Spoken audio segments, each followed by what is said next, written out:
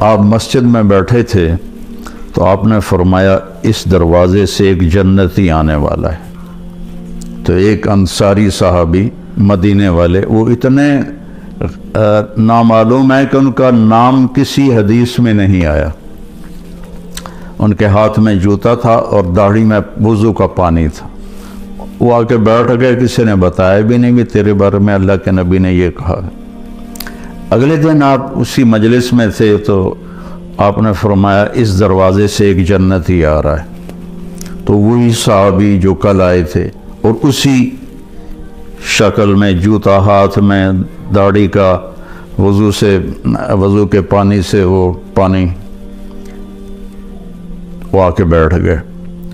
تیسرے دن آپ نے فرمایا اس دروازے سے ایک جنتی آ رہا ہے، پھر وہی صحابی.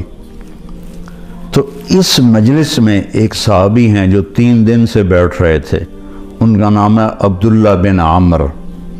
تو جتنے صحابہ میرے نبی کے تھے، 1.5 لاکھ یا 2 لاکھ، کوئی کسی نے گنے تو ہے نہیں، اندازہ ہی ہے. ان تمام صحابہ میں یہ سب سے زیادہ عبادت کرنے والے تھے. ان سے زیادہ کوئی عبادت والا نہیں تھا. ساری رات تہجد پڑھتے تھے، سارا دن روزہ رکھتے تھے اور 24 گھنٹے میں ایک قرآن ختم کرتے تھے. یہ کسی میں طاقت نہیں تھی.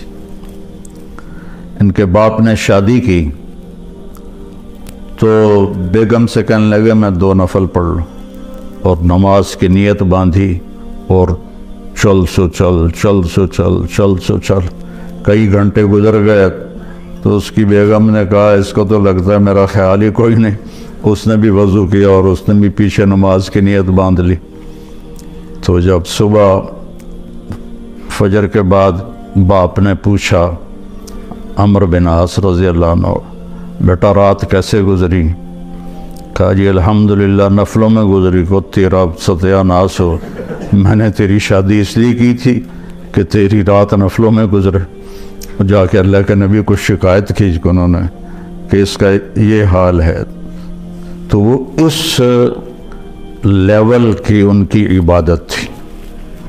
تو ان کو خیال آیا یہ مجھ سے زیادہ عبادت کرتا ہے. 24 گھنٹے تو سارے میں نے فل کیے ہوئے ہیں، تو اس کے 25 گھنٹے تو میں دیکھوں گا یہ کیا کرتا ہے. تو اگلے دن وہ ان کے پاس چلے گئے اور کہنے لگے چچا جان میرے ابا مجھ سے ناراض ہیں، تو میں 2-3 دن آپ کے پاس گزار لوں؟ ان کا بیٹا بالکل ضرور آ جاؤ. تو وہ اب عشاء کے بعد وہ جلدی سے انہوں نے چادر اوپر لی اور اس میں تھوڑا یوں سوراخ بنا کے نا ان کو دیکھنے لگے کہ اب یہ کیا کرشمہ کرتے ہیں. وہ ساری رات کا لمبا سجدہ کریں گے یا ساری رات کا رکوع کریں گے یا ساری رات روتے رہیں گے، کیا کریں گے؟ تو ایسے دیکھ رہے. وہ آئے اور سونے کی دعا ہے رات کی، اللہم بسمک اموت و احیا. انہوں نے دعا پڑھی اور تھوڑی دیر بعد ان کے خراٹے شروع ہو گئے. اب یہ انتظار کر رہے کہ ابھی اٹھیں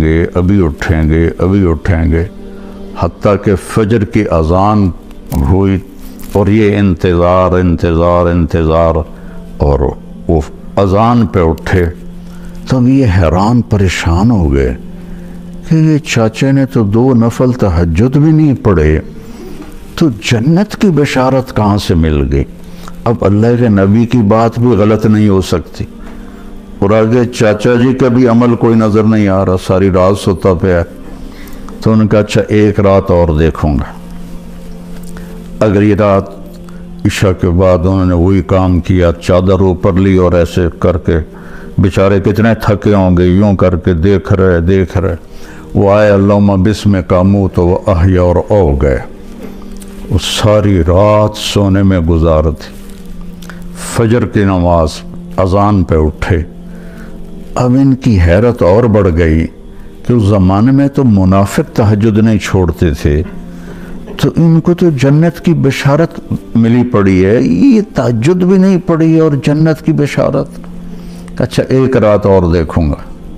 پھر تیسری رات وہی تماشا انہوں نے کیا، انہوں نے بھی وہی تماشا کیا، سیم انہوں نے اپنی سونے میں رات گزاری، یہ ان کو چیک کرنے میں لگے رہے۔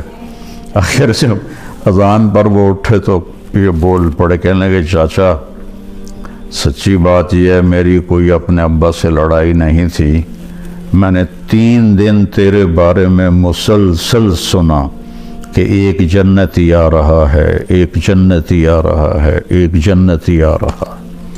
اللہ کے نبی نے تیرے بارے میں فرمایا، تو میں دیکھنے آیا تھا کہ آپ کیا کرتے ہیں، تو آپ تو ساری رات سوتے رہتے ہیں، تو یہ کیا چکر ہے؟ اللہ کے نبی کی بات بھی غلط نہیں ہو سکتی، وہ تیرے پاس پلے بھی کچھ نہیں ہے جس کو وہ سمجھ رہے تھے کہ کچھ بندگی عبادت۔ کہنے لگے بھتیجے یہی ہے جو تو نے دیکھا ہے، اور میرے پاس کچھ بھی نہیں ہے۔